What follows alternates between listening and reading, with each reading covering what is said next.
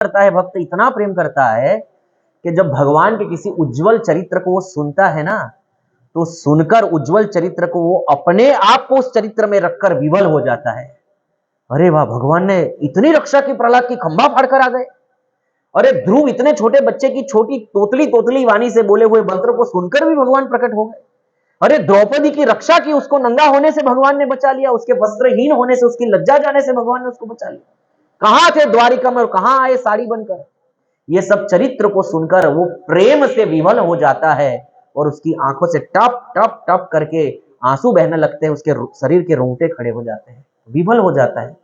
भगवान की कथा सुनकर वो मचल जाता है। उसको नीचे बिठा दीजिए माता जी। वो विवल हो जाता है।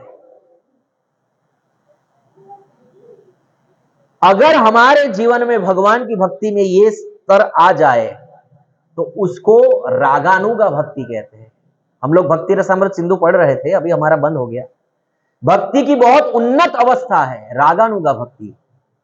राग हो जाना भगवान से। संसार में जो आसक्ति है ना, पुत्र परिजन पैसा गाड़ी घोड़े में, वैसा राग, वैसी आसक्ति श्री कृष्ण में हो जाना, इसको रागानुगा भक्ति कहते हैं। अभी हम लोग जो भक्ति करते हैं ना, वो सब वैधी भक्ति है। क्या है? वो भी कुछ कुछ लोग ही कर रहे हैं वैधी भक्ति, बाकी के तो भक्ति छाया भक्ति कर रहे हैं, भक्ति भी नहीं। जैसे नामाभास होता है वैसा भक्तियाभास होता है। नामाभास क्या होता है? जैसे आप किसी दुकान का नाम पढ़ रहे हैं, मोहनी मिठाई हो, मोहनी मिठाई है ना भगड़ पर, मोहनी मिठाई हो, आपने भगवान का नाम नहीं लिया, मिठाई की दुकान का नाम पढ़ा, उसमें मोहन था, वो नाम कृष्ण का था, तो आपको नाम जप लेने का पुण्य मिल गया। पर आपने जानबूझकर तो नाम नहीं लिया, वो है नामाभास। किसी को गाली देना है, किसी कोई आपका दुश्मन है, उसका नाम गोविंद है, तो आप गोविंद गोविंद नाम दे के गालियां दे रही है। आपने भगवान के गोविंद नाम का कीर्तन तो नहीं किया, पर आप गाली देने के नाम से उस गोविंद गोविंद का जप कर रही है। इसको कहते हैं नामाभास। उसी प्रकार हम भक्ति तो नहीं करते हैं, भक्ति तो उसका स्वरूप अलग है। मैंने आगे भी व्याख्या की थी, अहेत्यो की अप्रतिहता ययात्मा संप्रसिद्ध। भक्ति कॉजलेस होती है, किसी स्वार्थ से नहीं होती है। हम सब तो स्वार्थ लेकर ही भक्ति करते हैं, हम स्वार्थ के बिना कुछ नहीं करते, तो ये भक्ति नहीं। इसलिए हम जो अभी कर रहे हैं वो हमारी क्या है? भक्तियाभास है, भक्ति शुद्ध नहीं है। फिर कोई गुरु स्वीकार करता है, गुरु उसको मार्ग दिखाता है, उस मार्ग पर वो चलता है। सुबह जल्दी उठना, ब्रह्म मुहूर्त में उठना, 16 माला का जप करना, भगवान से कुछ ना मांगना, ये फिर धीरे धीरे विधि भक्ति में लगा है। जो विधि गुरु ने बताई उस विधि से वो कर, अच्छा नहीं लगता उसको करना। सुबह उठना किसको अच्छा लगता है? गुरु ने कहा इसलिए उठता है। 16 माला जपना किसको अच्छा लगता है? गुरु ने कहा इसलिए करना है, तो वो विधि से करने लगता है। लेकिन विधि से करते करते करते करते एक दिन नाम में रति लग जाती है, रूप में रति लग जाती है, लीला में रति लग जाती है, कथा में रति लग जाती है, भक्तों में रति लग जाती है। और फिर जो जबरदस्ती करता था वो प्रेम से करने लगता है। और प्रेम से करते करते जिस दिन आंखों से अश्रु निकलने आए, भगवान का स्मरण करके गदगद हो जाए, तो समझना चाहिए कि आपका जीवन सार्थक हो गया। लेकिन हमारा तो नहीं, नाम जपते जपते भी संसार की 100 बातें हमारे मन में चलती है।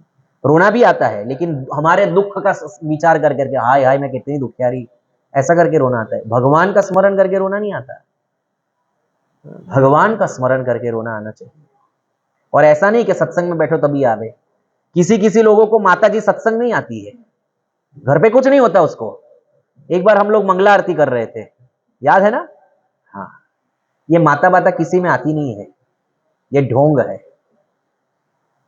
हमारे शरीर में इतना मल मूत्र भरा है, हमारे में इतना काम क्रोध विकार भरा हुआ है, उस व्यक्ति के अंदर माता कैसे आ सकती है बताओ? और प्रकृति इतनी पवित्र है, इतनी उनमें शक्ति है कि वो शक्ति आप झेल पाएंगे? ये शरीर उस प्रकृति की शक्ति को झेल पाएगा? करोड़ों करोड़ों ब्रह्मांडों को चलाने वाली जो शक्ति है भगवान की, बहिरंगा माया, उसको आप झेल सकते हैं आपके शरीर में? उसके एक अंश का प्रवेश करने पर ही शरीर चिथड़े उड़ जाएंगे। आप क्या समझते हो शक्ति को, हैं? और उसका मजाक उड़ाते हो अपने आप। माता जी आवे मार। हम एक बार मंगला आरती कर रहे थे, तो मंगला आरती में हमारी माता जी अपनी किसी सहेली को लेकर आ गई। वो इस्कॉन में नहीं थी, वो भक्त भी नहीं थी। तो हमने मंगला आरती शुरू की और हमारे में तो शुद्ध भक्ति होती है, सुबह सुबह भगवान की स्तुति, गुरु जी की स्तुति चल रही थी, भगवान की भी नहीं चल रही थी। संसार दावानल, वो तो गुरुवाष्टकम होता है। तो हम तो सब बेचारे, हम तो जैसे हम लोग आरती करते करने, वो तो माता जी ने धीरे धीरे जूड़ा छोड़ दिया और ऐसे ऐसे हाँ हाँ करने लगी। तो हमने एक दूसरे के सामने देखा, फिर मैंने इशारा कर दिया, आरती चालू रखो भाई। हमारी आरती चालू ही रही, उसको कोई बुलाने नहीं गया, उसको कोई पूछने नहीं गया। नहीं तो वो लोग क्या करते पता है, ऐसा करके सस्ती प्रशंसा लेते हैं कि लोग मुझे मान दे, लोग मेरी शरण में आए, मुझे माफी मांगे, मेरे को 10 सवाल पूछे, मैं कुछ बोलूं, फिर लोग कहेंगे और इसको तो माता जी आती है, फिर मुझे रिस्पेक्ट मिलेगी पूरे संसार में। हाँ? थोड़ा ऊंचा हमको सम्मान मिलेगा हर जगह जहां जाएंगे वहां की, इसको माता जी आती है। ये सस्ती प्रशंसा प्राप्त करने का बहुत हल्का तरीका है। हमने उसको पूछा ही नहीं कुछ भी, तो उसने देखा कि यहां तो मेरा कोई ग्राहक है नहीं, आरती चलती जा रही है चलती जा रही है, तो खुद ब खुद ही बाल सीधे करके बांध के वो भी तालियां बजाने लगी, क्योंकि उसका कोई ग्राहक था नहीं ना वहां पर। इन लोगों को तूत तब मिलता है जब उनके ग्राहक उनको वहां मिलते हैं। अभी मैं इंस्टाग्राम पर, मेरे इंस्टाग्राम पर एक नाम तो मैं लूंगा नहीं यहां पर, मुझे नाम लेने में भी कोई दिक्कत नहीं है, क्योंकि मैं किसी से नहीं डरता हूं, मैं भगवान से प्रेम करता हूं और मेरी रक्षा करते हैं। लेकिन नाम लेना नहीं है, क्योंकि उसकी दुकान अभी बहुत धूमधाम चल रही है, तो चलने दो। नहीं नहीं, वो नहीं, वो दूसरे है। एक भक्त, एक व्यक्ति है जो अपने आप को माता जी कहता है। वो टकला है, लेकिन नकली वीग लगाता है, मोटा मुकुट पहनता है और पूरा मेकअप लगाता है, जैसे दुल्हन तैयार होती है ना शादी में, उतना मेकअप लगाकर वो माता जी तैयार होती है। अरे माता जी तो परम सुंदरी है, विश्व सुंदरी है, उसको मेकअप की क्या जरूरत है? हाँ? तो वो आदमी औरत बनता है, मेकअप करता है, टकला है, बीग लगाता है और बड़े बड़े गजरे पहनकर और आंख ऐसे ऐसे ऐसे ऐसे करके सबको दिखाता है, और वो डर के लोग उनकी शरण में जाते हैं। नाम नहीं लूंगा, लेकिन वो देखने लायक है, मतलब एंटरटेनमेंट के लिए भी देखने लायक है, वो मनोरंजन का साधन है एक्चुअली। तो मनोरंजन के लिए देख सकते हो, वो उसका नाटक जो चल रहा है वो बहुत मनोरंजन करने वाला होता है, तो मैं उसको देखता हूं, मुझे भी अच्छा लगता है उसको देखने में, कि कितने लोगों को मूर्ख बना रहे हैं और जवान जवान लोग मूर्ख बन रहे हैं।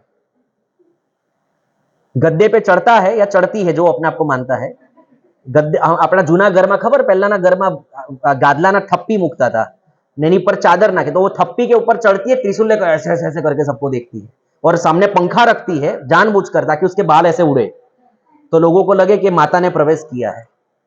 तो ऐसा वो सीन करती है। ऐसा नहीं, नकली नकली कुछ भी नहीं, सब असली। हाँ, भक्ति असली होनी चाहिए, अश्रु असली होनी चाहिए। भक्ति आपको जो भी भाव आ रहा है वो ऐसा नहीं कि जब लोगों के बीच में बैठे तभी भाव आए, ताकि आप लोगों की प्रशंसा ले सके, इतना मोटा भगत जो आंख में आंसू पड़े जो है, तो फिर आपको उसमें भी सम्मान मिलेगा। ऐसा नहीं, ठीक है कभी कभी भगवान का प्रेम इतना बढ़ जाता है कि कभी आंसू टपक जाते हैं, लेकिन भक्त को चाहिए कि अपने अपने भाव को रोके। ये भक्ति है ना, ये भक्ति हमारे आचार्य हमें ऐसा सिखाते हैं कि स्त्री का अंगत अंग है। जैसे स्त्री का अंग होता है वो छुपाती है, बताती नहीं है सबको, वैसे भक्ति और प्रेम जो है भगवान के प्रति, वो भक्त का अंगत अंग है।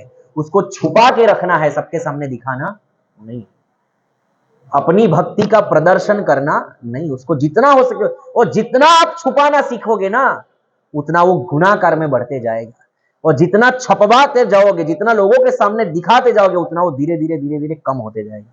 वो भगवान की जो कृपा है ना आपके ऊपर, जो प्रेम भगवान ने आपको दिया है, वो धीरे धीरे धीरे धीरे कम हो जाएगा। जितना हो सके उसको अंदर छुपाओ।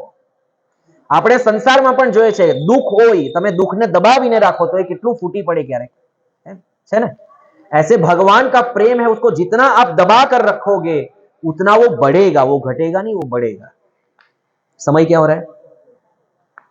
अभी तो टाइम है। तो प्रभु के सुयश की चर्चा चलने पर अनुराग जन्य विभलतावश जिनके नेत्रों से अविरल अश्रुधारा बहने लगती